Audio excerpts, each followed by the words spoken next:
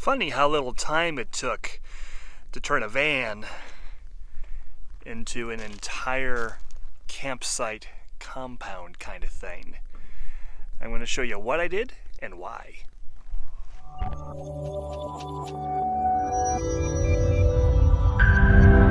I've already talked about my trailer I picked up last week. You can see all about that in my last video.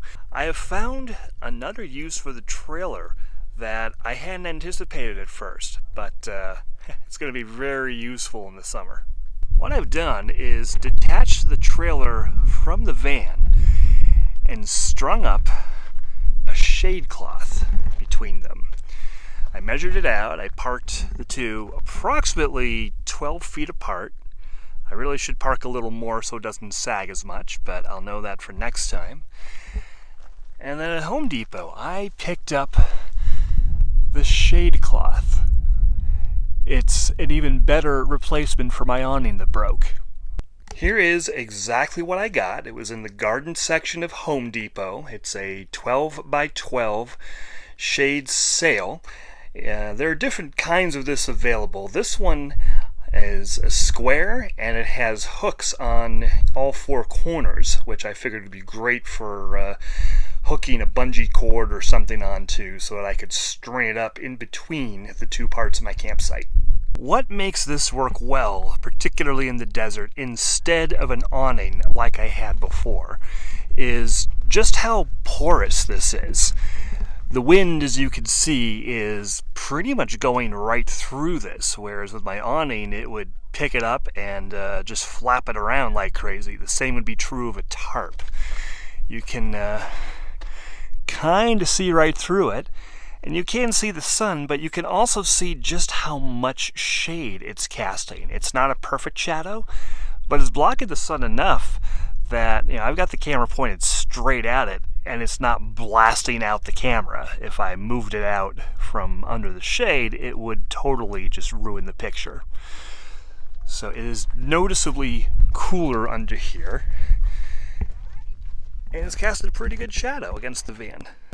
So to attach it to the van, each corner has one of these D-rings, and I just picked up some strong clamps that I just clamped to the rain gutter, and I have this on the a rain gutter on the trailer as well, and just a bungee cord. In this case I got a really short one. Over here I've got a slightly longer one, but you get the idea. And in the middle, because it sags a bit, I've just used some small bungees to just hook right in here. And it doesn't have the ring for it, but I just have it right up against this bunched up section. It's not a lot of tension, it shouldn't rip. And then get out of the sun here, that just hooks onto the rain gutter as well. So as you can see, this entire dark area here is the shade being cast by this shade cloth. I got an entire patio area here. My cooking area is in the shadow, which is nice. And of course the shaded area moves with the sun as it goes across the sky, but that's okay. And you know, middle of the day when it's hottest, it's going to be basically right where I want it, which is great. I certainly did not have this in mind when I got the trailer, but it's a great idea.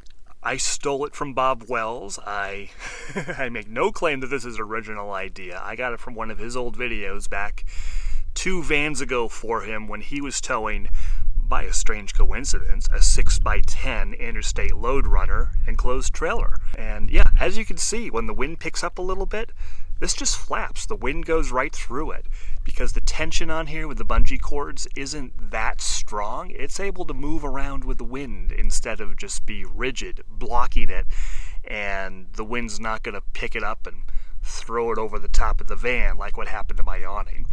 And it was a lot less expensive too, so it's a win. It looks like Lister approves of the trailer as well, which is good because everything belongs to him anyway. He's a cat.